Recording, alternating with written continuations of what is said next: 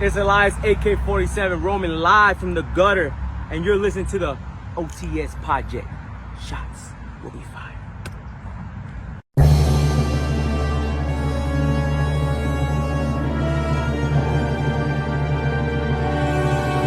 And so they had me pinned up against the wall, right? Look, I'm like, hey man, tell that to Cans Club. That's all I could say. You know, I'm just like, I don't know what's happening. So yeah, safe to say I did find my way out of that hole on Gundar. Can't leave it to Cans Club, man. They're a dangerous group. Yeah, no, for sure. But yeah, ladies and gentlemen, welcome to episode 24 of the OTS Project. Theo, what is going on, my boy? Nothing much this week. It's been a little more of a lazy week. I did tell you last weekend I got into the Dune movies because I had pretty much a whole free day for myself, so I was using that to watch those, and they're pretty good. Hell yeah, I enjoyed them. They're good. That's all you got? Dune movies? That's pretty much it. I mean, I'm working out. I do have a submarine party I'm going to tonight, which is kind of like a Halloween in the summer. So it's gonna be pretty fun. I got myself a little that does sound fun. Werewolf costume. It's pretty much just like ears, and I'm gonna draw on my nose a little bit, like a dog nose. But yes, that sounds fun. Yeah, on my end, hanging out. I have started kind of playing Disney Dreamlight Valley a little bit more.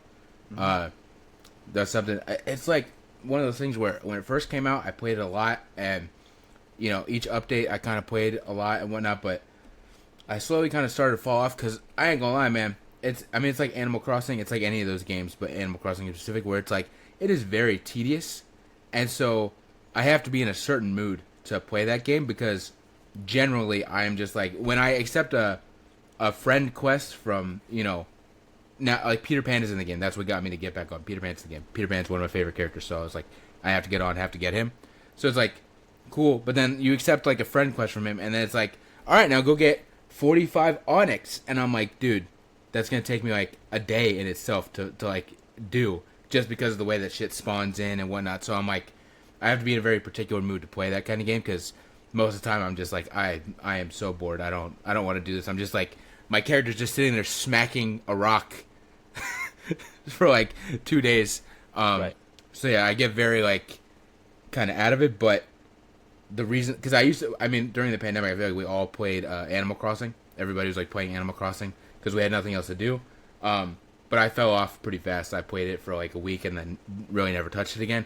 The only thing that gets me to go back here is that it is Disney characters, so I do have kind of an appeal to go back in there. I know, so I missed like 2 updates. They did an Aladdin update and they did a Alice in Wonderland update, and now this one is like the Peter Pan update. So I had 2 like realms that I had to go to with the Aladdin stuff and the Alice in Wonderland stuff, but you need like 15,000 Dreamlight to open those doors, and the only way to really get Dreamlight is to do like little tasks that give you like 200 Dreamlight at a time. So yeah, it's very grindy, very can be annoying. So I got into the Aladdin one. Like I went and did the Peter Pan stuff because you didn't need Dreamlight for that one, and I grinded and got to the Aladdin stuff. So now I have to like grind to get to the Alice in Wonderland stuff, which I really don't care about. So I'm like debating if I even really want to bother with that or not, or just wait for whatever the next update is and stuff like that.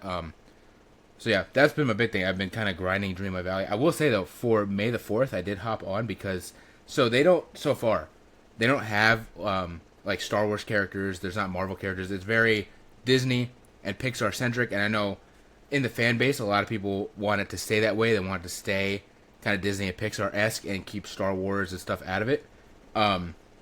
So for May the 4th, they did do something which I thought was kind of cool in their little item shop or whatever. So they added a Jedi robe as like an outfit. They added a lightsaber as like a little accessory. But they added, because you can have companions, like little animals that follow you around, they added R2 as a companion. So I made sure to hop on and use like my moonstones or whatever to buy R2. So it's kind of fun because I just have R2-D2 like kind of permanently just following me around as I play through the game. So that's fun. And I have a whole thing. They have like these paid expansions that you can get that give you a new area, kind of like a new map, and give you like 4 characters. So I had this theory, I was telling my sister Grace about it, where I was like, if people don't want Star Wars or whatever, why not go that route and make like a whole kind of paid expansion with a whole map that's dedicated to Star Wars with Star Wars characters or with Marvel characters, to where if you don't want it in your game, you don't have to buy it. But for people that do want it, like me, I now have a whole area that's all Star Wars themed. I think that would be a pretty cool idea. But yeah, that's kind of been my main thing I've been kind of focusing on and thinking about. And the GTA update we got this past week, which I have in our actual discussion thing, so we could just hop right into that. So GTA Online got a update. What was it called? It's called Money Fronts, I believe. Money Fronts, something like that. So, yeah, we hopped on. Me and Theo both have been heavy GTA Online players since the beginning. I remember literally hopping on October 1st, 2013, and I don't know if it ever happened to you. Did you play the first day, or did you end up playing? I didn't have it. Okay, so I played the first day, and I think so. The character that I have that you see is like my fourth or fifth character, because the first day you would make a character and the cloud save would fail and it would kick you out, and then when you would go back in, you had to remake your character. So I literally had to like make my character like 5 times. So the character that I run around with for the past 13 years is like the 5th version of the character that I had to make, which I think is pretty funny. But yeah, so we got this update, we hopped on, and yeah, general kind of thing. It seems pretty positive. A lot of people have seemed to be liking it. I know there was a glitch with the heat system or whatever, but I think they fixed it. Because it happened to me where I would do like the heat missions to reduce it, and it would not move at all. Like the bar would stay. But I did one yesterday, and the bar went down. So it seems they fixed that. But I really wanted to put this in here because it seems like, GTA 5 Online, at least that's what I'm going to start referring to it as, is GTA 5 Online, because obviously we're going to get GTA Online and GTA 6. So GTA 5 Online seems to be coming to a close, seems to be kind of wrapping up as GTA 6 is releasing early next year. So we got this update, but it would seem that there's a December update, and that seems to be kind of the last update if the leaks, and when I say leaks, I don't say some random guy, I say people that are in the files that were able to kind of dissect this update and see the stuff that was already added for the next update. We're getting mansions in the December update, so that is really cool. I'm scared to know how much they're going to cost. I'm saying at least 50 million, if not more. I know the yacht was like 8 million or something like that. So I feel like the mansions might be in the 20 to 50 region. So yeah, it just seems like GTA Online or GTA 5 Online is kind of wrapping up. Hopefully we get Michael in that December DLC. I know everybody wants it. Everybody's been clamoring for it. We got Franklin, we got Trevor. We really need Michael to complete the trifecta here for GTA 5's version of Online. But you got any updates on, or any thoughts on this update or the next update with the stuff that's been coming up? Current update, it's kind of fine. I mean, I kind of suspected that it was going to be a bit of a smaller one. I'd say it's smaller. I don't know. Compared to some of the grander DLCs that we've gotten before and what's right. I mean, there's probably to come. No weapons, no clothes, no tattoos. It's really just the businesses and then a couple cars that are being drip fed. So I would definitely say it's a smaller one. But like you just said, the December one seems like it's going to be where everything is kind of at. So if we're already getting like leaked stuff about it and it's big stuff like mansions and whatnot, I definitely suspect it's probably going to be bigger than this one's going to be. But I mean, usually the summer one is usually smaller already anyways. It's just a little bit of something to kind of keep it alive until winter. Right. That's it? Yeah. All right. It's an okay DLC.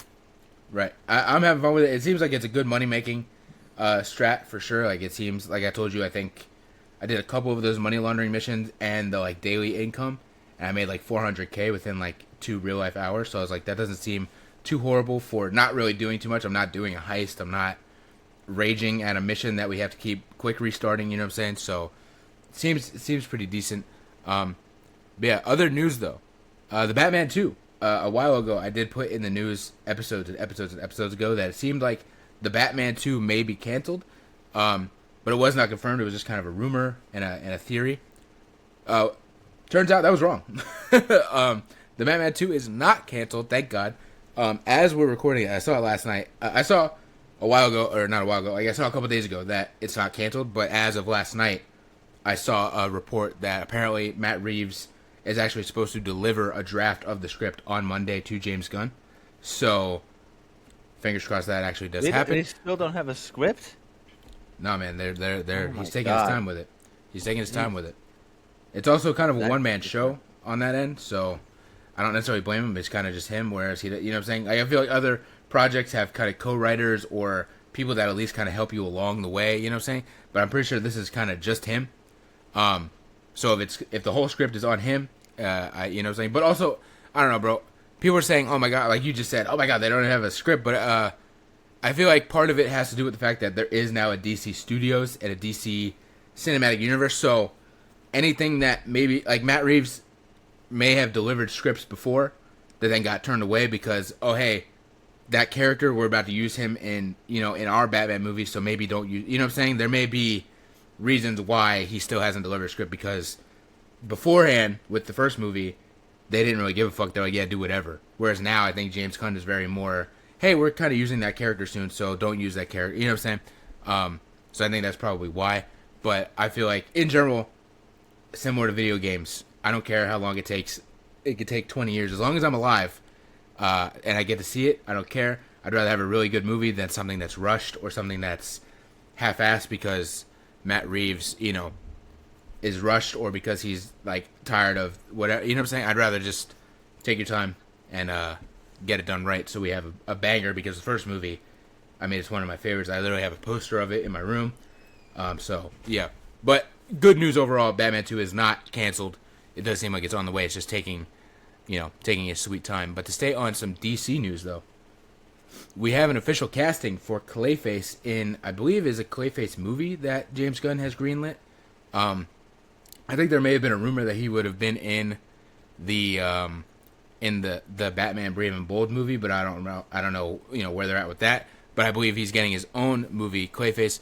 This guy Tom Riz Harries, I believe, has officially been cast as Clayface. James Gunn posted it a couple days ago, officially confirmed, because it was reported by, you know, like Variety and Deadline and whatnot. But most of the time that does mean it is true, but sometimes, you know, things change and whatnot. But James Gunn kind of tweeting out, hey, this is official. Welcome Tom Riz Harries to, you know, the DC, you know, cinematic universe, whatever it is. So it is confirmed that he will be playing Clayface in the Clayface movie. You know, I haven't really dove into Clayface that much, so I can't say, like, oh, I'm super excited because I love this character or anything like that. But if all is to be believed with Superman literally weeks away at this point, this should also be a banger. And I'm also kind of excited to see what they could do with it. Yeah. I've never heard of this guy before. I literally just looked him up. I don't think I've ever seen him in anything. I have no idea who this is, but I think Clayface is a pretty cool character. Pretty unique character. I think there's a lot of different ways you can approach this, and I think James Gunn is probably going to do a pretty good job with it, just as he kind of does with everything else. Let's see. You know what? I think I'm with you. I don't think I have technically seen him in any of these movies and TV shows. Like, IMDb here, and I'm right. I'm blanking.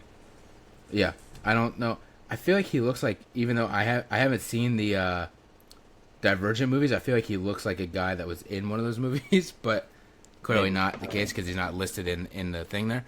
But yeah, I'm excited to see what they could do. Mainly excited to see. I feel like everybody is in the same boat with. We're just really excited to see what Superman does, because if Superman cooks, then we think we're off to a good. You know what I'm saying? It's like you're either off to a good start or off to a bad start, depending on where Superman lands here.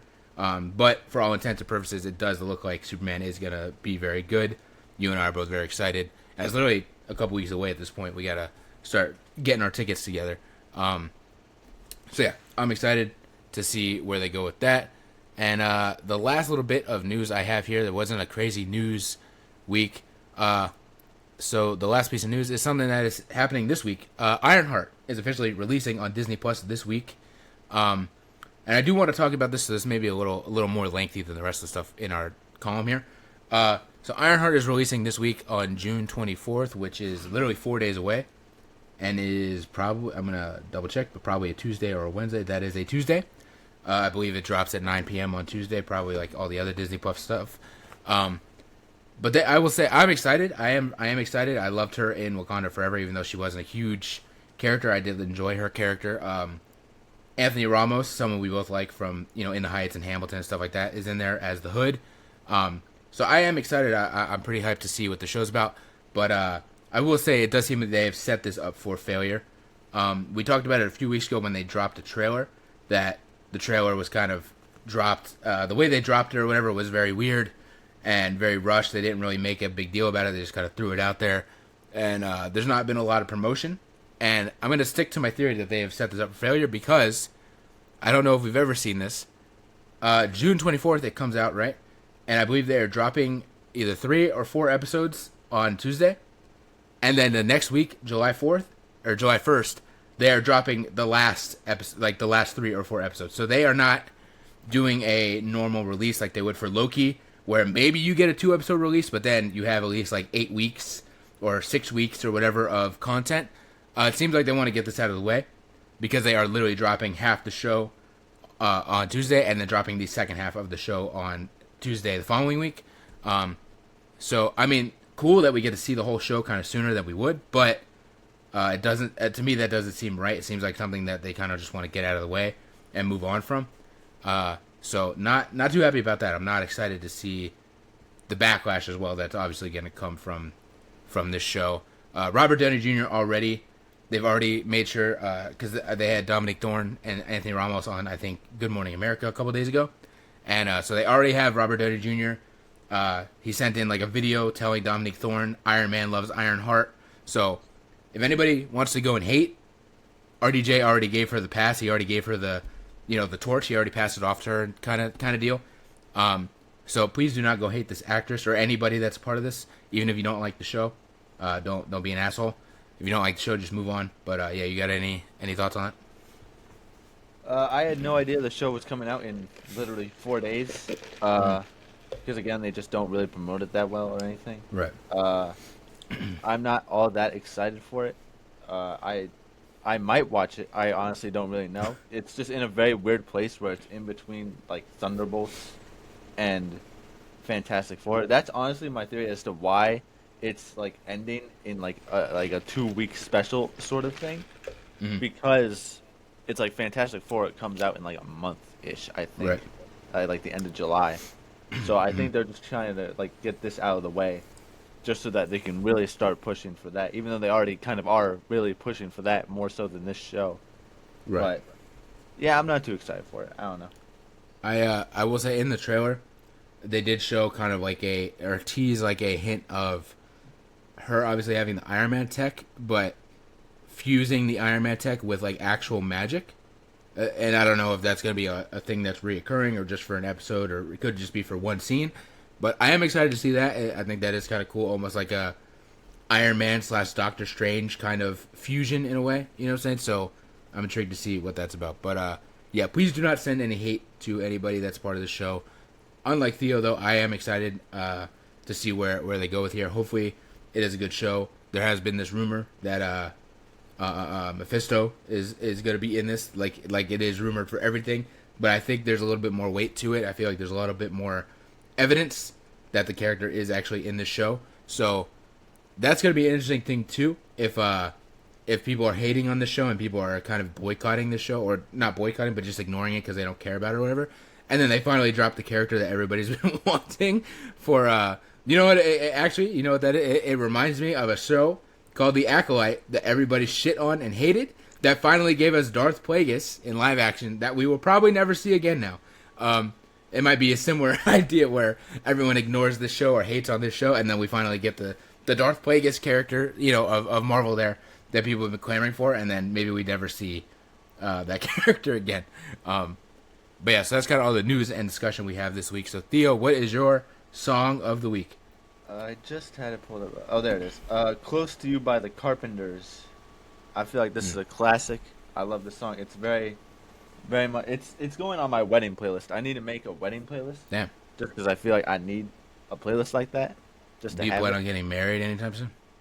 No, but if I ever do that, I'll have that playlist on lock, and I'll have this song a part of it. It's a very. I hope I'm your best man if that happens. It's a very romantic, lovely song. I love singing along to it. It's very, very... Why'd you just ignore that? That was kind of weird. I said, I hope I'm your best man when that comes to be. That was a little weird. Just kind of ignored that, but okay. Here comes Rachel Schneider. Theo's best man, Rachel Schneider. Yeah, she'd be great at it. I'd have like a whole Muppets themed bachelor party or something. There you go. But yeah, it's a great song. I like it a lot. My song of the week is gonna be "Home" by Michael Bublé. Woo! No, I mean I do love that song, but that's not my actual song of the week. I just wanted to piss you off. So my song is gonna be "I'm So Blue" by Michael Jackson. I love that song, great song. But "Home" by Michael Bublé is also another great song. And you wonder why you're not going to be the best man here. Yeah. You think you're gonna come walking down the aisle to some romantic wedding Star Wars symphony or whatever? No, buddy. We're playing "Home" by Michael Bublé. You're fucking not. Over my dead body. Here comes Theo on the way to the what is it called? To the what the hell is it called where you get married? I think it's down the aisle. That's usually. Here comes Theo down the aisle to "Baby It's Cold Outside" by Michael Bublé.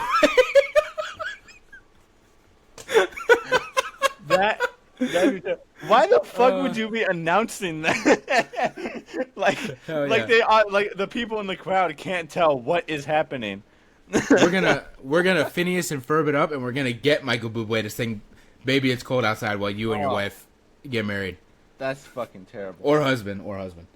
All right. So, our topic this week is a little different. It's not a top 5. It's something that I have thought about a lot. I have read through this and things like that for years. So we're going to break down the kind of leaked script of the original Star Wars Episode 9, Duel of the Fates, that was originally going to be directed by Colin Trevorrow, who did the Jurassic World movies. Who did the Jurassic World movies. Kind of in development, he kind of stepped away. I don't remember if he stepped away or was fired. I believe he stepped away, though. I don't think he got fired, quote unquote. But I think it was a mutual kind of him and Lucasfilm kind of both agreed, hey, it's time to step away. And that's how we ended up with J.J. Abrams returning and doing Rise of Skywalker, which Theo will widely say is his least favorite Star Wars movie. It's terrible. It's so bad. So hopefully when we dive into this, maybe this may have been a better version of the movie. But you did say you were scrolling through it, and it sounds a little stupid. There are definitely some things in here, especially because I'm pretty sure this is just like off of the wiki, right? This is where you got all this. Yeah, I kind of just grabbed it from a website that I saw. Right, but you did say that there was someone made a comic or something like that? Yes, someone, I do actually recommend people go and find and read this because it is like a 30-minute read or something like that. But someone made like a 7-issue comic series. I'll have to try and find the author so I can credit him here. Someone made like a 7-issue comic series that pretty much depicts the events of this Duel of the Fates. And some of the stupidity from this plot does carry over there, but there is also some really cool stuff that they do as well. I think the artwork is definitely very well done. Let me go and try and look up the author here. Yeah, make sure to send me that link too. I'd like to read it. Yes. But I will say, when this originally did come out, I don't know if you know the YouTubers Mr. Sunday Movies. I feel like I may have showed you a video of theirs before. But when this originally came out, they did a whole, like, almost like a claymation animated. It wasn't actual claymation, it was fully digital, but it looked like claymation. But an animation of this script, which I always thought was cool, and was like, that was my actual deep dive into this and seeing it. Because I was like, kind of seeing it, even if it's in some funny little claymation thing, seeing it is better than just kind of reading it. You know what I'm saying? You can kind of physically actually see what's happening.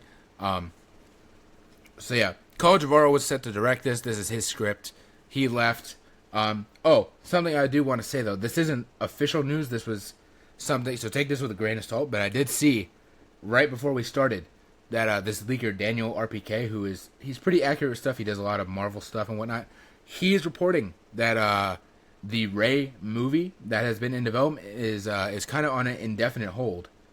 And the James Mangold kind of Dawn of the Jedi movie is kind of being pushed as more of the forefront movie as the Rey movie is on hold. So I hope that's not true, because I am actually really excited to see that Rey movie. So yeah, I hope that's not true. But like I said, it's not confirmed or anything, so take it with a grain of salt, but I did see it. And thought it was interesting timing, seeing as how we're obviously breaking down this script. But did you find the author? Yes, his name is Andrew Weingartner, PhD. He put I've heard that name before. There, and I'm like, hey, flaunt it, man. Love that. Hey, man. He gotta do what you gotta do. Back, I think, in like 2021. and I just kind of found it this morning. I've really just been deep diving into this whole topic this morning, and I found this whole comic series. That was Theo. did a very well job of explaining the plot. Theo had a little bit more time to get ready because I had to go on a Dunkin' run before we started recording, so he had like 30 minutes to kind of prepare a little bit more than he normally does. So Right, but this time around, I honestly like besides like a few like different like screenshots or like artwork of they had of this that I think you've shown me before. I really didn't know anything about this topic until this morning, so I've really just been like deep diving in like during breakfast, after breakfast, waiting on you and stuff like that. So yeah, I think when this script did come out, I believe there was concept art. Our thumbnail is actual concept art from the movie of I think Rey and Kylo Ren fighting. Yeah. That you can see on the thing there. But there was also other concept art that came out, I believe, alongside of this, with some really, really cool kind of visuals and stuff, even though obviously it is concept art. It's not, real and whatnot. It still did look pretty cool. But, yeah, enough chittering and chatting. Let's hop into this. So let's go paragraph by paragraph. Maybe we'll switch on and off, so we're not killing our throats here. So I will start. The First Order, led by General Hux as its chancellor, now controls the galaxy and has shut down all intergalactic communications. Still free from the First Order's control, Rey, Finn, Poe Dameron, Rose Tico, and BB-8 steal a star dreadnought from the occupied planet of Kuat and take it to Korolev, where General Leia Organa leads the remaining members of Resistance who have set up a new base. So, seems like a pretty easy opening. It seems nothing too crazy here. Just seems like... Nothing too crazy. This is where it starts for me in terms of the stupid stuff, because I don't know exactly how many people are on a Star Dreadnought. Okay, I got you. Hundreds of thousands. Right. It's kind of it's very weird that 4 people and a ball can just stroll up onto this ship and steal this fucking thing. I don't understand how that happens. Sure. I mean, we could say it's stupid, but without seeing it, like they may have had a way of doing it that would have made it a little more, you know what I'm saying? It would have made it a little easier to digest maybe than rather just reading that they did it. But in general, other than, yeah, sure. I see what you're saying, though. It is kind of wild to just take over this gigantic Star Destroyer. But in general, I feel like the opening in general doesn't seem like too off. It seems like, hey, like most Star Wars movies, hey, we're already off on an adventure. Let's catch them up in the middle of what they're already kind of doing, you know? Right. So yeah, this also is interesting. I would imagine that this was being written with Carrie Fisher still alive, because I don't know how, you know what I'm saying? I don't know how they would work around that with the, whatnot. So I'm assuming Carrie Fisher was still alive when Colin Trevorrow was kind of writing this, or whoever his writer was. So yeah, if you want to take the second paragraph there. Kylo Ren uncovers a Sith holocron in Darth Vader's castle on Mustafar, prompting him to seek training from Tor Valum, a 7,000-year-old alien who once mentored Darth Plagueis, Emperor Palpatine's master. During his training, Kylo battles a phantom of Vader and gains the ability to absorb life energy, using the power to kill Tor Valum. Meanwhile, Rey, having trained under the Force Spirit of Luke Skywalker on Ahch-To, learns from ancient Jedi texts, the sacred Jedi texts. The sacred Jedi texts. Fuck, I lost my place. Hold on a second. Let me try and find it. Okay, that device capable of restoring galactic communications is hidden in the old Jedi Temple on Coruscant. Finn, Rose, R2-D2, and C-3PO are dispatched to Coruscant to retrieve it, while Rey, Chewbacca, and Poe travel to Bonadan in order to locate the planet Mortis, as Rey has seen a vision of herself dueling Kylo there. Leia convinced Lando Calrissian and his smugglers to join the Resistance for an attack on Coruscant. Alright, so this is a lengthy one, and this paragraph I really enjoy. I feel like this would have been... So, okay, again, for anyone that doesn't know, Kylo Ren, one of my favorite characters. He's like almost pretty much even with Anakin Skywalker for me. So when it came to the sequels and everybody was hating on them, I wasn't hating on them, but I think maybe because I was more focused on Kylo Ren than maybe other characters and whatnot, and I feel like Kylo Ren is kind of widely regarded as like the best character to kind of come out of the sequel trilogy. So when it comes to this script, I'm also obviously going to be partial and more interested in what Ben Solo / Kylo Ren is kind of doing. So him being on Mustafar, obviously that's something that... Another side note, I believe there are things here that were carried over, that JJ read this script and carried certain things over. So this, I think, is kind of one of them, where he's on Mustafar, obviously, in Rise of Skywalker. He was also on Mustafar in the beginning. He gets a Sith holocron. In the actual movie, he doesn't get a Sith holocron, he gets the Wayfinder. But the Wayfinder kind of looks a little bit like a Sith holocron in a way. So there was definitely some stuff here that JJ carried over. So yeah, him basically being in Vader's castle is a big one for me, because those are my two favorite characters. And you'll remember, as those movies were coming out, all I wanted was a scene between him and like Anakin's Force Ghost, which we never ended up getting. But that was like the main thing I wanted. And so anything like this with him being in Vader's castle clearly just piques my interest. Tor Valum, the 7,000-year-old, there's a concept art of this guy, and it is weird. It is literally like a giant, like, isn't it like a baby head or some shit? Like, it's, I don't know, it's some weird shit. Or is that another? I think that's not what I saw. He was okay. like a six-eyed bug man. Yeah. Okay. Yeah. So there's concept art. To go off on a bit of a tangent, there's in the Rise of Skywalker on Mustafar, there's like a scene that they shot that was deleted and wasn't put on the DVD or anything. It's just a scene they shot and just straight deleted of this creature that is literally in a like lake, and it is literally a spider on top of like a dead baby alien head. And apparently Kylo Ren in the movie like asks for directions from this thing and then kills it or some shit. And then they just completely deleted this whole thing from the movie. But there's like photos of Adam Driver like kind of facing this thing and whatnot. So that's where I was confused. But in general, 7,000-year-old Sith who trained Darth Plagueis. I could easily see the kind of sequel haters hating this. The fact that this connects to Darth Plagueis in any way, shape, or form, people would have dragged this straight through the mud. Me personally, though, I don't mind it. I think it's a cool idea. It connects to the rest of kind of, even though Kylo wasn't a Sith, it connects him to the Sith in a way. And the whole life force thing, that's another thing that ended up kind of in the movie anyways. Rey and whatnot, they still are able to kind of transfer their own life force. She does it to that random snake thing. She does it to Kylo in the end, things like that. So that's something that ended up kind of being carried over anyways into the actual movie.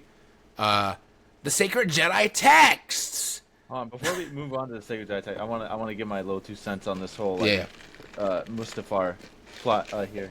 As I was reading through the comic, Tor Valum was actually like a character I really like kind of fucked with, because he's very much so akin to that like almost like Sidious level like sinister and secretive kind of dark side character.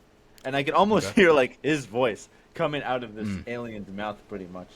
But it's very cool to kind of see like this whole like different side of Kylo, and instead of like where he like becomes a Jedi at the end of like Rise of Skywalker, he's like more so going closer and closer to being like an actual Sith and whatnot. Like he's trying like everything he can to like learn about the Sith, get powers like the Sith, become more powerful than the Sith and all that. To where he pretty much is legitimately setting him up to be the big bad villain of the entire trilogy, instead of like Palpatine or Snoke or anything like that. To where he's like just continuously getting more and more power, especially with this whole like ability to absorb life, because that's essentially what Palpatine was kind of talking about there at the end of the prequel trilogy and whatnot. So now that he has his power, that makes him definitely like a very credible threat. And in the comic, he and Hux are obviously going back and forth with each other, as they always do. And they're really just trying to build Kylo up as this like giant threat, but it's very disconnected from what's happening with the actual First Order and whatnot. But we'll get into that more so as we keep going through this. So, I will also add, I don't know if you know this, but I've obviously gone through a ton of Adam Driver interviews throughout the years and whatnot. And when he did, kind of almost recently, I think it was like 2021, 2022, he was on this podcast, and obviously the guy was asking him about Star Wars and whatnot, and he said, and I think he also said it in some behind-the-scenes stuff for Rise of Skywalker, where he said, like, initially when he met with JJ to have breakfast or whatever, before, even, like, this was before Force Awakens, this was him meeting with JJ about taking the role of Kylo Ren, right? So this is like 2014 that they met, their first meeting. He said in that first meeting that the original idea was the opposite of Vader, where Vader starts as a kid who is unsure, you know what I'm saying, and whatnot, or he says, like, in the original trilogy, if you start from the original trilogy, it's this guy that starts so committed to the dark side, and then as you watch those 3 movies, he gradually breaks down and comes back to the light. Originally, JJ wanted to do the opposite with Kylo Ren, and he wanted in Force Awakens for him to be conflicted, and by the time they got to whatever the 3rd movie would have been, he would have been the most sure that he was on the dark side, which you see in this script. So I'm assuming they kept that. He said Adam Driver did say in the interview that at some point during filming of Rise of Skywalker is when something changed, and they came up with the idea of him coming back to the light in the end. But basically all the way up until they started shooting the Rise of Skywalker, his idea of the character was that he would have been fully committed to the dark side by the end, and they just kind of, for whatever reason, changed it in the middle of shooting the actual movie. So that is something I just wanted to add because I thought that it is interesting.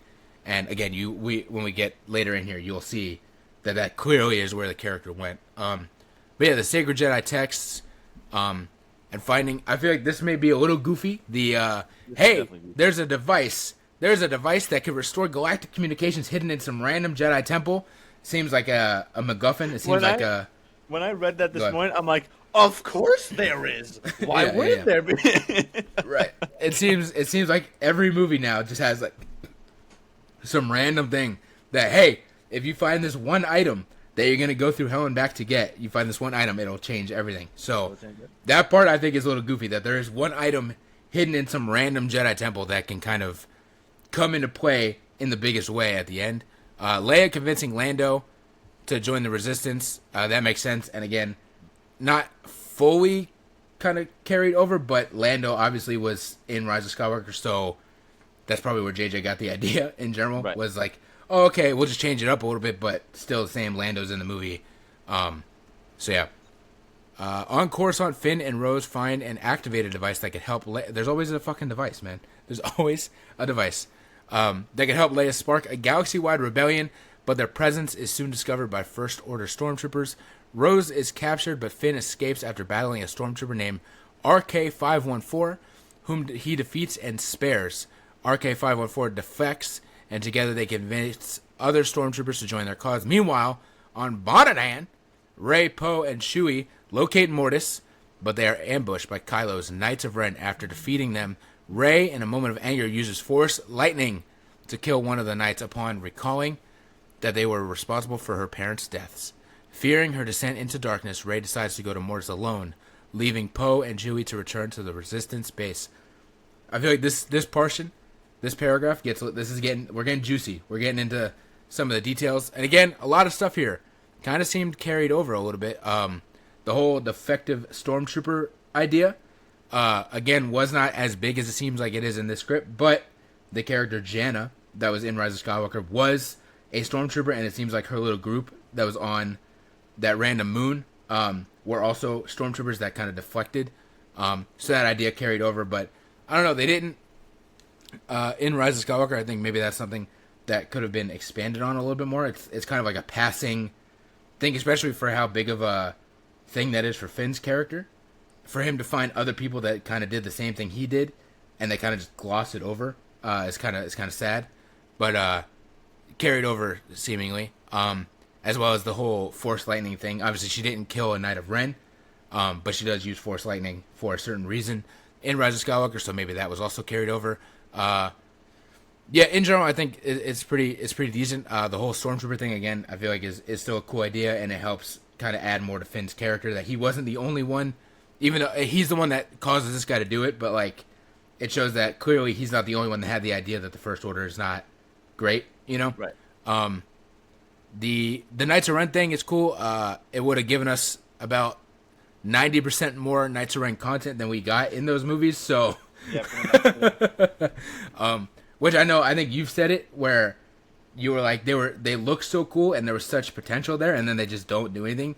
But I will say in the kind of like Kylo Ren comics and whatnot, they do expand on them a little bit more and kind of add more to those characters.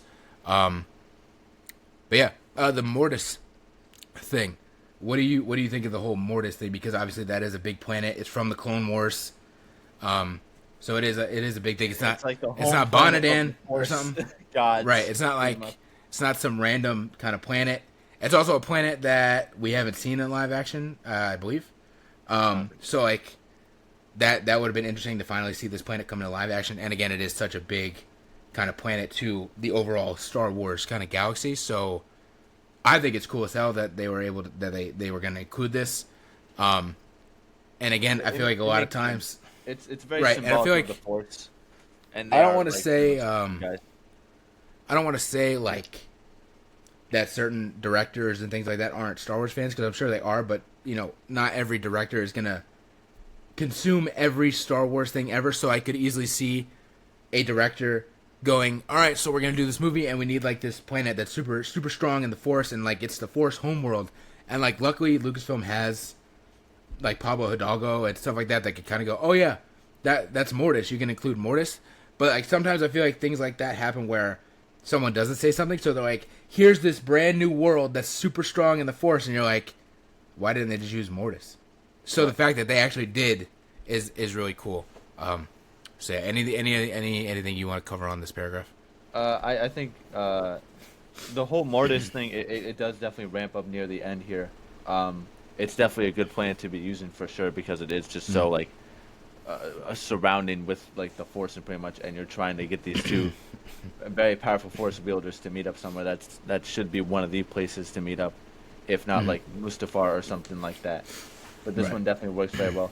Something that's not mentioned here that was in the comic, again, I don't know if like the comic's like one for one with what the script was, or if maybe the creator of the comic took a few like creative liberties or something like that. I'm not 100% certain, but there was a whole like romance arc between Poe Dameron and Rey, which is very out of left field, I feel like, with the first two movies, because they don't interact with each other like at all in those movies, and now all of a sudden they're having this whole romance arc.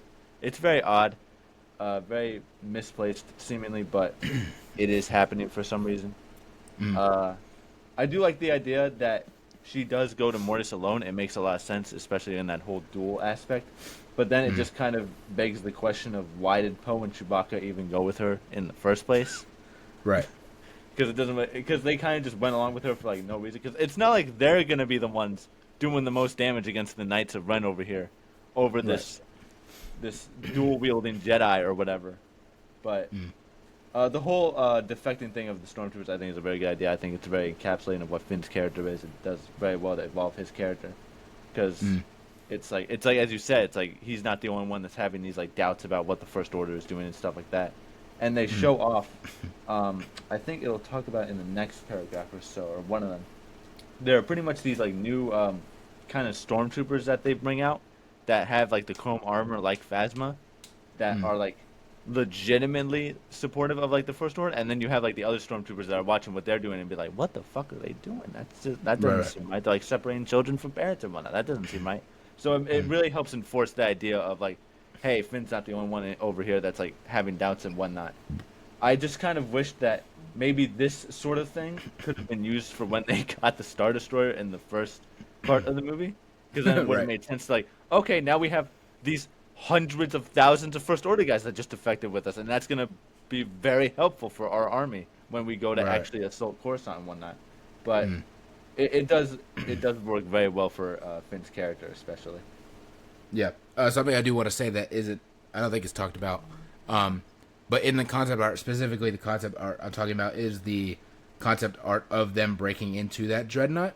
Rey is using a double-bladed lightsaber. She has, I believe it was yellow. I believe it's still yellow in the photo, if I remember correctly. I think it might be blue, but that's something we didn't get that I feel like we should have gotten, and I think was a missed opportunity in kind of Rise of Skywalker. Just the trilogy in general is she kind of grew up using that staff on Jakku, so it would have made perfect sense for her to use a double-bladed lightsaber. Right. We haven't seen, other than Darth Maul, we haven't seen like a double-bladed lightsaber in live action like that, if I'm correct. And I think I was thinking about this the other day. I would love to see. I think I was thinking about this when I was playing Jedi Survivor and hoping and wishing for Cal Kestis to show up in live action somewhere. I was saying if he does, it would be cool if he was using a double-bladed lightsaber. But I think, yeah, Rey in the actual trilogy we got should have ended up with a kind of like a lightsaber staff or double-bladed lightsaber for sure. So yeah, that's just something for y'all to to visualize that she is using a double-bladed lightsaber when she's fighting here. In the art too, I don't know if you know this or noticed it, but it's definitely prevalent in the comic. Her double-bladed lightsaber is like almost similar to like Cal Kestis's, where it's like two different sabers connected to each other, which I think has a super sick design to it. Because one of them is more like rustic and rigid, kind of akin to like her growing up on Jakku, and then there's the other end, which is far more like sleek and Jedi-esque. Right. I think it's a great way of like combining those two aspects of her character into one blade. Yeah, no, for sure. It's really cool. Kylo and Rey arrive on Mortis, where Kylo experiences visions of his father, Han Solo, while Rey sees a vision of her parents, whom Kylo reveals he killed. The two clash in a fear. I think we skipped a paragraph here. Hold on a second. Oh, we did. Whoops. Also, it's my turn to read. Oh, sorry. Back on Coruscant, Finn leads a revolution against the First Order, aided by droid citizens and the defective stormtroopers. Leia, Poe, Chewbacca, Lando, and a resistance army arrive to join the fight. With the First Order defeat, Hux takes his own life after escaping captivity. Rose reconfigures the hyperdrive of the First Order's flagship, sending it crashing into the Coruscant as it attempts to flee. All right. This is my most controversial paragraph. There's a lot going on here. For sure. But specifically, personally, the end. What the fuck are we doing? Why are we destroying Coruscant? Not destroying Coruscant, but like, Coruscant is my favorite planet, so I don't want to see a giant Star Destroyer go crashing into Coruscant. But I do want to say, I do like the idea of kind of a run-down Coruscant, which is what, again, it's not really explained here, but in the concept art and whatnot. Because I think I grabbed this, but I think this is kind of just a synopsis of the plot. It doesn't dive into everything. Yeah. So in like more in-depth stuff about the plot I've seen, Coruscant is very run down. It's very like the buildings are all disgusting and overgrown and things like that. It's a ghost town basically. I do like the idea of that, even though I love Coruscant. I do kind of like the idea of it being like the apocalypse over there. But I don't agree that we need to be sending no Star Destroyers crashing into Coruscant. That's all I'm saying. Hux taking his own life is probably the biggest thing out of this whole thing, but specifically because, again, it's not said in here, but it's said in other stuff and in the concept art. He takes his own life by using Mace Windu's lightsaber. Yeah. He has a, he's in his office. Yeah. Right, so visualize this if you're listening or watching. He's in his office. He sees he's defeated. He goes to a drawer, pulls out a lightsaber, but it is Mace Windu's lightsaber, and he basically gets on his knees and does like a samurai stab through the chest to himself with Mace Windu's lightsaber. I think that, dark as fuck. That is so dark, but so badass, low-key. Like, that is so cool. And it makes it cooler that it's Mace Windu's lightsaber, obviously. And again, people don't like to think, so I could easily see when this happens, people being like, really, bro? They're really going to confirm Mace Windu's dead like that? Doesn't mean Mace Windu's dead. But because people don't like to think, they would have easily crashed out. But yeah, it doesn't mean Mace Windu is dead, per se. Clearly, he didn't, his light, when he gets thrown out of a window, his lightsaber definitely went somewhere that he didn't. But yeah, I can easily see people not thinking and being like, wow, thanks Disney, you know what I'm saying? So, yeah, but in general, I think it's pretty dark and cool to see him kind of samurai, even though he's a piece of shit, kind of samurai kill himself with not just any lightsaber, just, saying Mace Windu's lightsaber is really cool. I do agree that it is cool. It's very dark. Although I don't actually think I like that decision from Hux. I don't really think that's much so in his character, because he doesn't really seem very akin to kind of like that honorable samurai tradition. He definitely just seems like someone that's very much so out for himself. I think even if he is like knowing that he's going to be losing this battle and stuff like that, I can't really imagine him doing something like this. Maybe it's to like try to avoid getting caught. Maybe it's kind of like I don't even really want to say it, but I do kind of have to compare it because it is very like almost equivalent to the situation of an Adolf Hitler sort of situation where he kills himself. Whoa, dude. Dude, you messed up. They're both fascists. What do you want me to do? Right. They're both fascists, and they both killed themselves after being losers. That's definitely. I agree with you. I feel like, if anything, I don't see him doing it because he's a pussy. I feel like exactly. He's a pussy. like, Exactly. he'd be too scared to kill himself. Right. So he'd be like, he would avoid it, and then he would get killed by someone else. Yeah, I don't see him being like, okay, it's time, and like going and doing it. I feel like him being like, I feel like it'd be like I'm supposed to kill myself here, but there's no way I'm killing myself because that's terrifying. So like, I'm just gonna run away now. Like I feel like he'd run away. He's running away. Right, for sure. So yeah, I do agree with you on that. I also want to talk about this like whole revolution and this whole giant battle they're having on Coruscant. I think this would have been sick. In the comic, there's a lot of stuff going on, and where like the Resistance is using like old AT-ATs, ATSCs, and stuff like that are like war painted with like rebellion stuff like that. And I'm like, where's Sabine Wren at? This is like her fucking bread and butter right here. And they're going up against these whole like new gen walkers and stuff like that the First Order has. It has like a bunch of guns on the front of them. It's a super sick battle where it's pretty much just the people versus the army and stuff like that. I think they did a very well job with it. I think it would have been very cool to see. All right, now onto this paragraph. Yes. Kylo and Rey arrive on Mortis, where Kylo experiences a vision of his father Han Solo, while Rey sees a vision of her parents, whom Kylo reveals he killed. The two clash in a fierce battle, during which Kylo blinds Rey before approaching a Jedi temple rumored to house an ancient power. If the ancient power is just this random object, I'm gonna laugh my ass off. He is confronted there by the spirit of Luke Skywalker. Despite Luke's warnings, Kylo presses forward, while Luke offers guidance to Rey, who faces Kylo once again. Rey declares that her former masters were wrong to reject the dark side, and embraces both light and dark, using this newfound balance to defeat Kylo Ren. All right, it's getting even bigger. I will say I fuck with this whole paragraph. I think they were cooking here. Obviously, again, Mortis is fire. The whole vision thing, I like. The only thing that I don't like about this paragraph is that it says Kylo Ren killed her parents. This always confused me because I've seen various reports, even in the actual kind of trilogy we've gotten and whatnot. I've seen various like reports where it's like, I always assumed, and I don't know what you think, but I always assumed that Kylo Ren and Rey are close in age, that they're both kind of like in, like maybe she's younger, maybe she's in her mid-20s and he's in his late 20s. So the idea that he kills her parents does not make sense because her parents died when she was a little kid. So that would make like Kylo Ren like 40. Happens, like. Right. He'd either be a little kid or he'd be like 40 in this movie. Right. So that, because I've also seen things where people theorize in Force Awakens that vision she sees of him and the Night Ren killing people was the night that her parents died or whatever. So that's always been something to me where I'm like, I'm pretty sure the close age, and obviously again there's somewhat of a sprinkling of a romantic plotline, which would have been a little bit weirder if she's like 24 and he's like 45. It would have been way weirder. So yeah, I don't agree with that. I don't think that's real.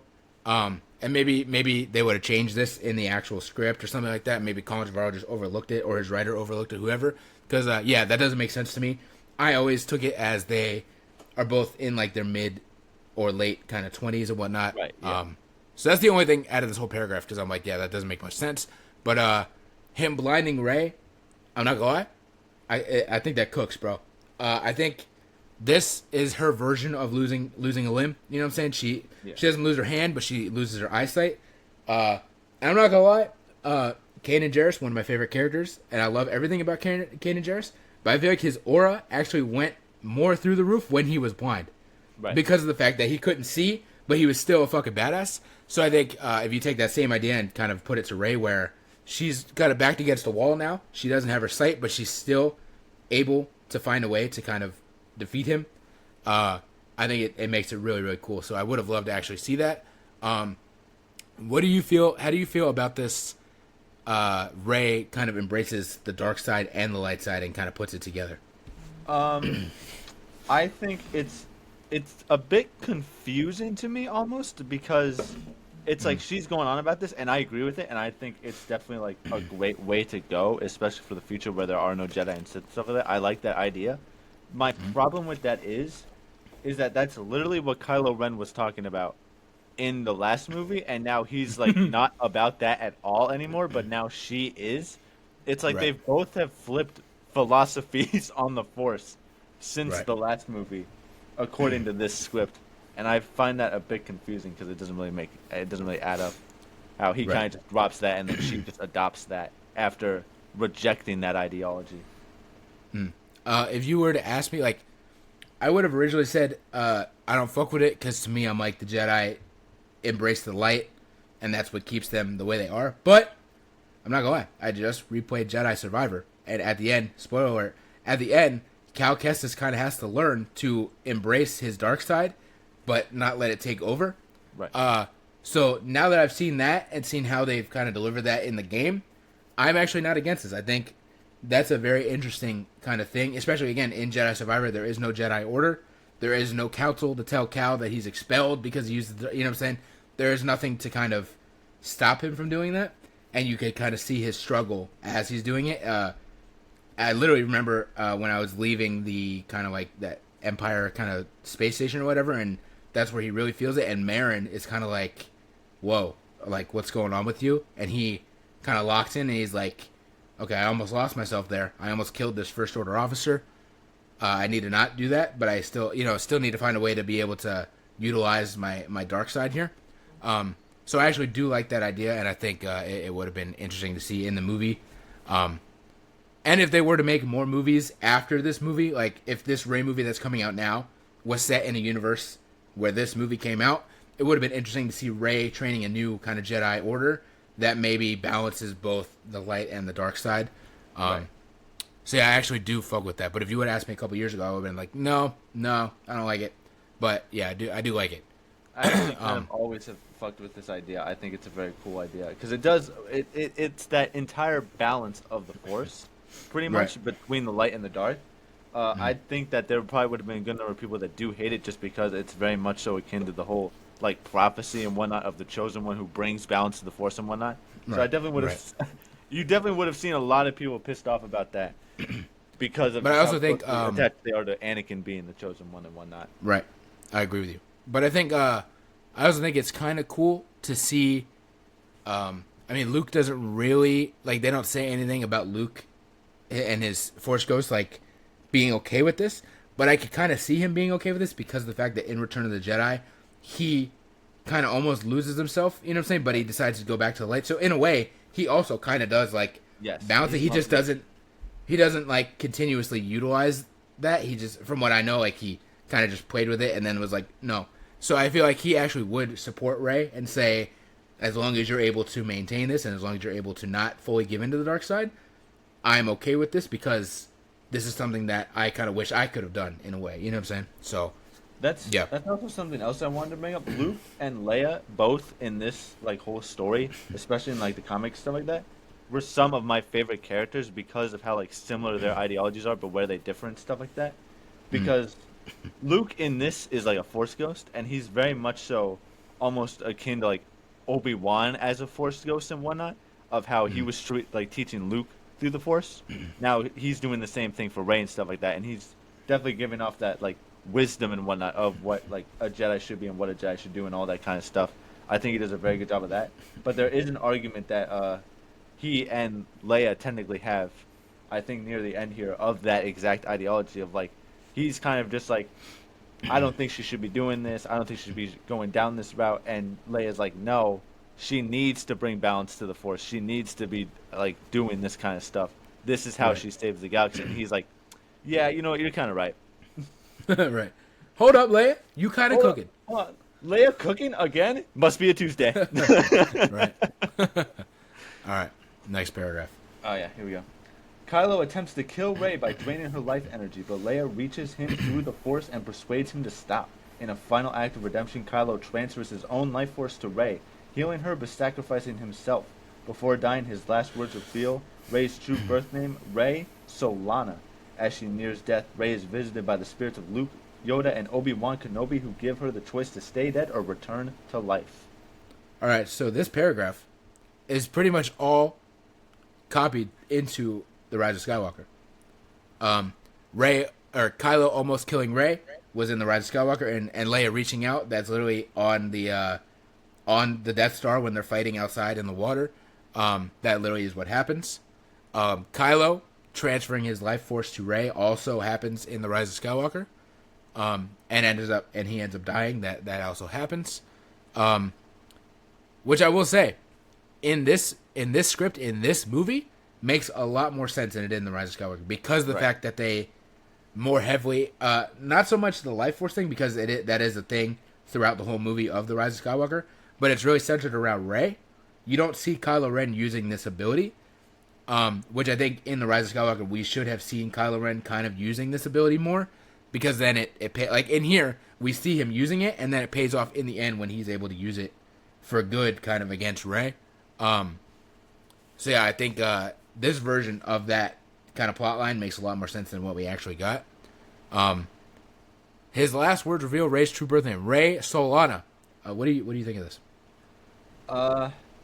I do like that she's not connected to anybody that we already kind of know, or a pre-established character or anything like that, whether it be a Skywalker or a Palpatine or whatever. I kind of like that. I don't really. It seems like a bit odd that he would just kind of give this information on his deathbed. I think that just kind of stems from the. Rey Solana. I would have loved. This would have made like a perfect like robot chicken skit where he says that, and she's just like, Rey Sana? Does he want me to start a sauna or something like that? Right. But Saluna? He wants me to start a saloon? I think my dislike for this kind of whole turn of events here is just because A, it seems to happen in very quick succession. I feel like this whole thing happens within a few minutes of each other. And B, I just don't know how I feel about the idea of like how like his father tries to stop him, he doesn't listen. Luke tries to stop him multiple times, he doesn't listen. His mother calls out one time, and now all of a sudden he's stopping. And it's like, I feel like he should be at the point by now to where, even if his mother is distracting him, he should still kind of be like more akin to the dark side and whatnot. I feel like it would have made a little more sense if she's trying to reach out to him as like a distraction for Rey to get the upper hand. That makes a little more sense to me, I guess. I just don't really kind of fuck with this idea of Kylo Ren just dropping the entire dark side ball because his mother's trying to get in contact with him, essentially. I still think it's better than Rise of Skywalker in a way, because he still dies. It is, yeah. Committed to the dark side. He just does one act of kindness before he does die. Whereas in the Rise of Skywalker, he just... I mean, I still like how it goes in the Rise of Skywalker. I like his turn to the light. But I think this kind of goes along with what Adam Driver thought was going to happen with him still being committed to the dark side. He just does one kind of good deed before he goes, you know? Right. So, and even, I mean, it reflects in real life as well, though. Even people that are evil still do have some bit of humanity, even if you don't see it often, you know what I'm saying? So yeah, Rey is visited by the spirits of Luke, Yoda, and Obi-Wan. This also is pretty much, in a way, carried over into the Rise of Skywalker. I think in here, we probably would have actually seen them, because if it is only the three of them, it would have probably been Mark Hamill, it probably would have been Ewan McGregor, and it would have been, you know, a digital or puppet of Yoda. Whereas obviously in Rise of Skywalker, we would have loved to see them, but it's them plus Mace Windu, Qui-Gon, Kanan, Anakin, Ahsoka, Alia Sakura. Who else? There was another one that you laughed at when we saw the movie. You were like, "What the fuck?" No, it was Ali Gaudier, I believe. Like, it's so random. Yeah, so random, like just random Jedi. So clearly, yeah, we didn't get that because of the fact that there was so many. But in here, yeah, we definitely would have saw probably Ewan McGregor come back to be Obi-Wan, Mark Hamill, who's obviously already in the movie, and then a digital or puppet of Yoda.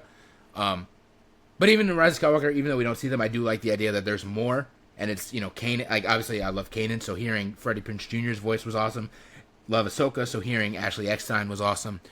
So I think that is cool, but here, maybe it would have meant more, because we would have physically seen them, and it probably would have been a bigger surprise. Not, again, Mark Hamill's in throughout the whole movie, and Yoda isn't like and I could go grab Yoda, like, it's not a shock. But seeing Ewan McGregor, who I'm assuming would have been Obi-Wan, and he's not in the rest of the movie, so seeing him pop up would have been a nice, real surprise for Star Wars fans to see him, especially because at that point, you know, the Kenobi show hadn't come out, so like he hadn't reprised his role since Revenge of the Sith. So seeing him would have been really cool, because I would imagine they're not gonna digitally recreate Alec Guinness. I would imagine they would have just had Ewan McGregor on set.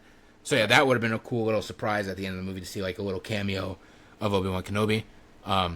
Yeah, who give her the choice to stay alive or dead. Yeah. Any other thoughts on this this paragraph? I don't know if I technically understand why they would give her the decision to stay dead or return to life. I feel like you just return to life. Like, I don't know why you don't pick that option Right. every time. It seems Right. a bit odd that Right. they were just like, do you want to stay there? I mean, you can hang out with us all day. That'd be pretty chill. Well, maybe, yeah, like maybe their reasoning of her maybe staying dead is because if you're dead, she may have been more kind of like tapped into the Force because she would have been kind of a part of the living Force. So I'd imagine, like, even though you don't want to die, I'd imagine maybe for a Jedi in death, not that it's like more harmonious, but you may be more at peace in a way because you are within the living Force. So they may have been like, hey, you could kind of live in death in a way, in harmony here, or return to life. So that's probably, and that's just my theory. It's not real. I'm just saying, like, if you're part of the living Force, you might be. It's like heaven. You don't want to die, but if heaven is real, it may be nicer to be in heaven than to come back to life and be here and be stuck with taxes and bills. You know what I'm saying? You could be hanging out with Michael Jackson and Eddie Guerrero up in heaven instead. You know, so maybe that's really what they're saying. Do you want to stay in heaven and like be with us, or do you want to go back? Which, in general, I feel like they probably would have wanted her to go back anyways because they would want her to start a new Jedi Order. Yeah. So yeah, that's my headcanon. It's kind of like that's why they would give her the choice because maybe being in like Jedi heaven is pretty enticing. So, all right, last paragraph though. The end of the movie here. Back at the Resistance base, Finn, Poe, Rose, and Chewie are honored with medals. Finn and Rose settle on Modesta. Don't know what the fuck that is. Where they raise Force-sensitive children. Rey visits their home, promising to teach the children about the Force and the importance of maintaining the balance between light and dark to ensure lasting peace across the galaxy. The end. Pretty quick little paragraph. Clearly, again, seeing as Finn and Rose raise Force-sensitive children, I think kind of similar to what we're suspecting with this new Rey movie is that Finn probably would have been Rey's kind of like first student, seeing as how Finn has like Force-sensitive kids, but promising to teach the children, obviously that's where they maybe start a new Jedi Order with, you know, Rey as the Grandmaster, Finn kind of as like the assistant, kind of like the, you know, the second in command and teaching his kids, and then maybe going off and finding more kids and whatnot to start a Jedi Order. Yeah, I mean, there's not too much here. They get medals, which obviously mirrors the end of A New Hope. Mm-hmm. And Chewie finally gets his medal, which he ended up getting technically anyways in Rise of Skywalker, because I think it was Han's medal or something, Leia's medal, or Han's medal, my bad. So yeah, Chewie kind of gets that anyways. So that would have been cool. It would have been a cool little mirror and a little callback to A New Hope. Yeah, I don't know. Do you have anything else you want to add? There's not too much to this paragraph. It's kind of just the ending of the story. Not really much to add to it. I do want to mention that back during like that battle on like Coruscant and whatnot, for some reason, I don't know why. I don't know if this was a part of the script, if this wasn't just another comic thing. Poe Dameron is like flying around in like the Millennium Falcon and whatnot, and it's also very weird because he's wearing like Han Solo's clothes too a lot. I didn't really understand why they did that. Yeah, I don't know what's happening. When he there. first shows up in that like shot with his clothes on, I'm like, is that Han Solo? What the fuck is going on? He's flying around in the Millennium Falcon alone, and Chewbacca is flying around in like that orange T-80 X-wing or whatever with BB-8 in like the droid cockpit. I'm like, what the? I feel like those two people should be swapped. Yeah. Right. Sure. Well, that is Poe's X-wing. Yeah, he's in Poe's X-wing with weird. BB-8, and Poe was just flying around in the Millennium Falcon. It was very odd and very funny to me. That's like maybe my headcanon is they had to go somewhere. They didn't want to leave the X-wing behind, but Chewie went, You want to fly the Falcon? I'll fly the X-wing. You can fly. Here you go. Kind of like you want to drive the Lambo? All right, I'll let you. So maybe that's why. It's literally like a Great Gatsby situation, in where they just take each other's cars to get there for some unexplained reason. Right. Chewie says, "All right, I'll let you fly the Falcon." Poe gets super excited. He's like, "I'm gonna dress up as Han Solo too." Does that, and Chewie's like, "Well, I mean, I'm not gonna leave the X-wing here, so I guess I'll just take the X-wing." BB-8, you gotta help me out here. I don't know how to fly this thing. I'm way too big to fit in the fucking cockpit because I'm like 8 feet tall. Right. No, that's funny. So, yeah. Funny. I feel like it's a good ending. I will say though, with the Rise of Skywalker, one thing I do love and I don't know how you feel about it. I don't know how others feel about it. But one thing I do love in the ending of Rise of Skywalker is that she goes to the Skywalker home. I think that you can say what you want about this movie, that movie wrapping everything up, but I do think that that is a nice little bow and a nice little kind of full circle to where we started with A New Hope and Luke being on the farm. So I do think that is a nice little thing. So I would have liked to see maybe that still be in this version of the movie. For what kind of reason, I don't know, but I would have still liked to see that kind of be in this movie, because I do think that is kind of like a beautiful... And again, people can say what they want about the whole old lady asking who she is, and even though I like her taking the Skywalker name, I will say that because of how people reacted when I watched the movie and see that scene, I also cringe, but not because I don't like it. I cringe because I just think of everybody just not shutting the fuck up about it. But other than that, her being there, her going into the home, I do enjoy. So I would have liked to see that be in this movie as well. One thing So, you yeah. kind of made me think about with that whole like scene of where she goes to Tatooine and she like buries like the lightsabers of Luke and Leia at like the Lars homestead, pretty much. Which I'm assuming it's Lars homestead. I don't exactly know. She went to a random house on She Tatooine. went to a random. That's where Lars Luke's lives, right? Force And the old Ghost- lady's like, "Who the fuck right. is Lars?" Luke's Force Ghost pops up, and instead of smiling, he's like, "Rey, it's the other one down the street. You gotta get the lightsabers out of the sand. You gotta pull them out of the sand and go down the street." But what I was also thinking of was she buries these lightsabers at Luke's old house, and then they have that whole interaction. She walks away. I love to think that like a week later, some Jawas just roll up and get super Right. lucky and just find 2 lightsabers. They got a Star Wars metal detector.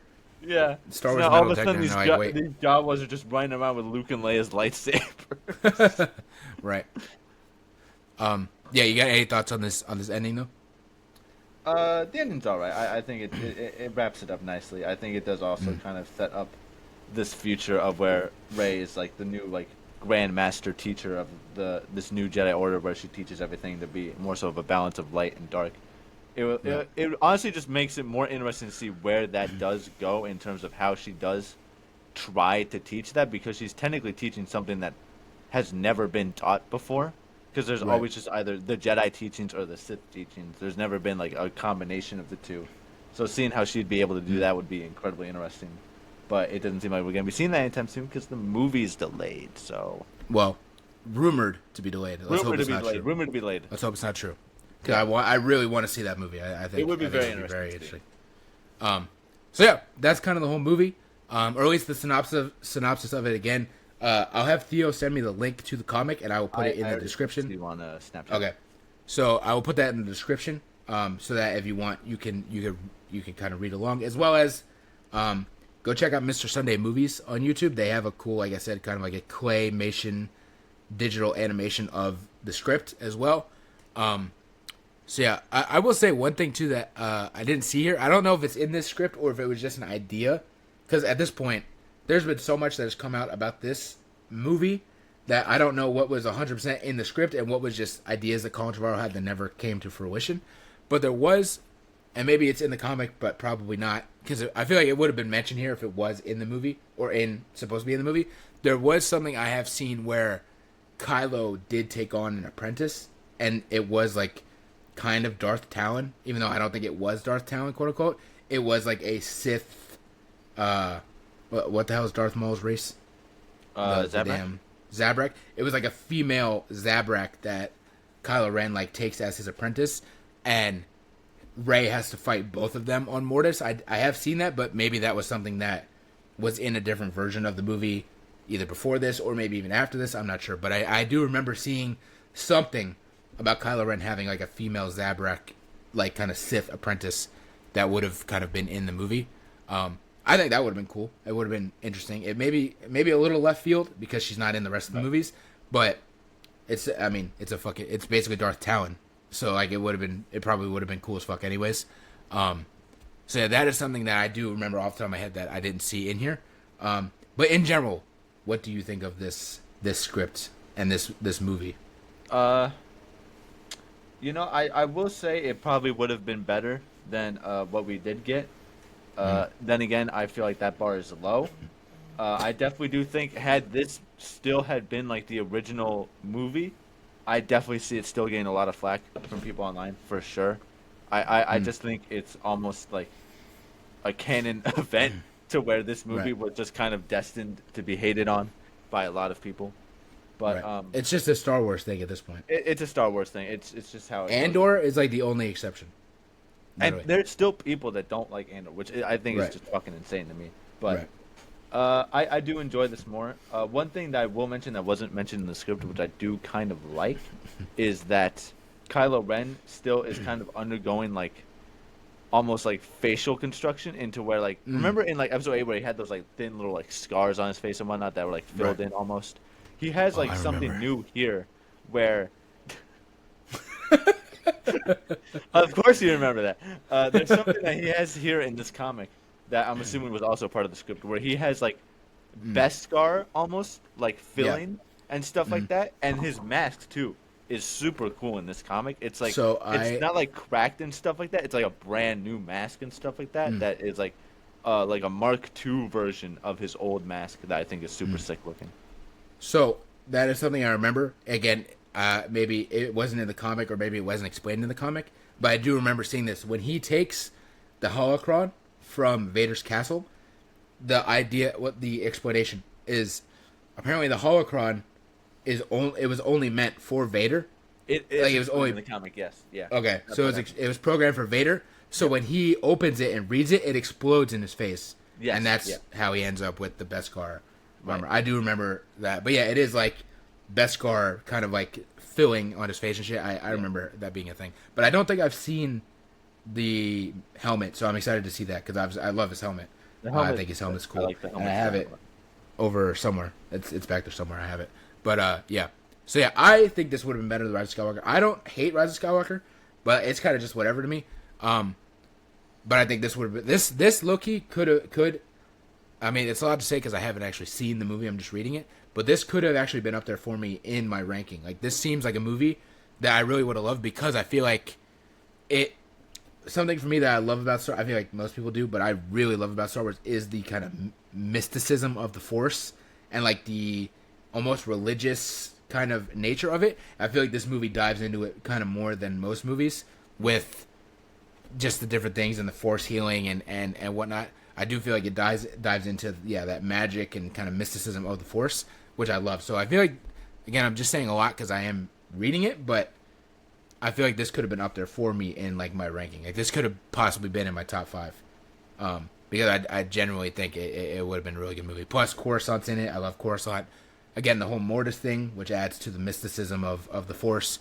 So yeah, I think I really would have enjoyed this movie. There are things that we kind of joked about and thought were kind of dumb, but I feel like every Star Wars movie has that. Even Revenge of the Sith, my favorite movie of all time, has shit that I'm like, that is so stupid, but it's funny. So I just, you know what I'm saying? So I feel like every movie has that kind of aspect to it. But this does seem like a dark film. It doesn't seem like there's a lot of lighthearted kind of comedy to it. But I'm not going to lie. Maybe that's just kind of in Colin Trevorrow's kind of wheelhouse because, like, the Jurassic World movies are very dark. Like, the first one has the fun kind of aspect of the theme park, but then once it goes to hell, it's like a horror movie almost. Like, it's dark. The second movie is just straight up a horror movie. I don't think you saw the second Jurassic World movie, and it wasn't great, but it does pretty much turn into like a horror movie. And the third movie isn't a horror movie, but it's almost kind of apocalyptic with the dinosaurs being like out in the real world and shit. So it may just be in Colin Trevorrow's kind of wheelhouse to make dark movies because those 3 Jurassic World movies are pretty dark. So yeah, maybe that's just like in his nature. But that may also be a reason why I probably would have loved it because I really just love like dark movies. That's what I mean. Revenge of the Sith and Empire Strikes Back are my 2 favorite Star Wars movies. Those are literally the 2 darkest Star Wars movies. So like, yeah, I think I would have really enjoyed this movie. Yeah, you got any other final thoughts on the Duel of the Fates before we close out? I definitely did like going into this topic and researching this topic. I feel like we should try and find more stuff like I don't know what kind of stuff like this. I have. So I have in the thing when I thought of this, there is a whole thing that we could deep dive on George Lucas's original idea for the sequel trilogy because he was going to make the sequel trilogy before Disney bought it and then Disney took over. And so I have kind of dove into his ideas, and it is kind of funny because there is actually a lot of shit that Disney just took from George Lucas and put in there there are certain things that the whole Star Wars fan base goes, that is stupid. Disney ruined Star Wars, and it's actually George Lucas's idea that Disney just took into the sequels. So that made me laugh. So yeah, that is another episode I do want to do. Is like same thing here, where we find as much info as we can on George Lucas's original sequel trilogy, and then again, there's probably other things that we could break down. Like that. What was that one show? It was supposed to be like the first live act. It was like Star Wars Underworld or something like that. It's supposed to be like the first live action Star Wars show that George Lucas was making. There was something about some. There was some show that was supposed to be like on. It was supposed to like dive into like the underworld of Coruscant, and that was supposed to be like the first Star Wars show. And George Lucas was working on it, and then like they canceled it. So there are definitely things, and there's probably Marvel stuff that we could talk about, canceled Marvel sequels and DC things and whatnot. So there's definitely a lot more we could talk about. But the George Lucas sequel trilogy idea, I definitely want to dive into because there's definitely that'll be very very fun. Yeah. So yeah, anything else you want to add? Sorry, I kind of cut you off. No, you're good. You're good. No, that's pretty much it. I think it was pretty fun going into it. I'm definitely glad I did find the comic because I think I definitely was able to connect to that a lot more than just this little synopsis over here, especially because it goes a lot more in depth and it depicts a lot more than what we're getting from the synopsis. So I enjoyed that. Thank you again to the creator of that, Andrew Weinegarner. Thank you very much for creating that a few years back. That was definitely dope. But yeah, pretty cool. All right, so that is kind of the whole episode there. Let us know what you thought about this. Do you think this would have been better than Rise of Skywalker? Do you think it would have been worse than Rise of Skywalker? Is there anything we missed that may have, again, kind of like the Kylo Ren Apprentice thing, where, maybe there were some things that we missed that were in others' versions of the script or talked about that, we maybe missed. So if there are, put it in the comments. If you liked it, put it in the comments. If you didn't like it, put it in the comments. Shout out to WNRN, of course, our podcast kind of host. They're awesome as always. There was something, and now I'm blanking. There was something that our next episode. So, in general, before we close this out, I do want to say the next kind of month and some change of the podcast is going to be a big one. Because our next episode is going to be our monthly review. We're going to stick with the WrestleMania topic, and we're going to go to WrestleMania 18. However, next month, for July, we're going to change some shit up a little bit. There's, from what I could remember, there's not really a lot of wrestling stuff. It's gonna be very superhero based. Obviously, next month we have Superman and Fantastic Four, so it's gonna be very heavily based around superheroes. So I think we have top fives for superhero stuff. Our review for next month is not gonna be wrestling. We're gonna review Man of Steel, as long as you're cool with that. Because I like that movie and I have not seen it in a very long time, and I thought what a great way to kind of lead into Superman. It was between that or the original Fantastic Four movie, but I've definitely seen the original Fantastic Four movie kind of more recently. Man of Steel, I love that movie. I think it's a good movie, but I haven't seen it in like probably 5 years at least. So I was like, let's watch that. So yeah, our next review after 18, we're gonna stray away from WrestleManias for a minute. We're gonna go to Superman, Man of Steel, as well as we're gonna have bonus podcasts with our review for Superman, our review for Fantastic Four. We're gonna do our out of theater reviews for that. So July on the podcast is going to be a bigger month for us. We're going to do a lot. We're going to do a lot of content, and it's going to be just in general very superhero based. So if you're not a superhero fan, just stick with us. August we'll come back around. We got SummerSlam in August, so we'll come back around to wrestling with that. First 2 nights SummerSlam, so that's going to be big as well in August. But July, we're going to kind of dub that as like our kind of superhero month, even though we do talk about superhero stuff throughout the whole year. We're going to focus on superheroes for July for sure. So, yeah, stay tuned for that. I know Theo's excited for Superman and Fantastic Four, so am I. So, yeah, it's going to be a good time. And, with that, we will see y'all next week for our monthly review of WrestleMania 18. 17 was good. Is 18 going to keep up? Have you ever seen 18? I haven't seen 18 fully. I've seen a few matches here and there, but I haven't seen the whole thing. All right. So, it'll be interesting. That'll be our question to Theo. Does WrestleMania 18... is it better? Does it hold up at least? Is it comparable? So we'll see that. So yeah, with that, we will see y'all next week for our monthly review of WrestleMania 18.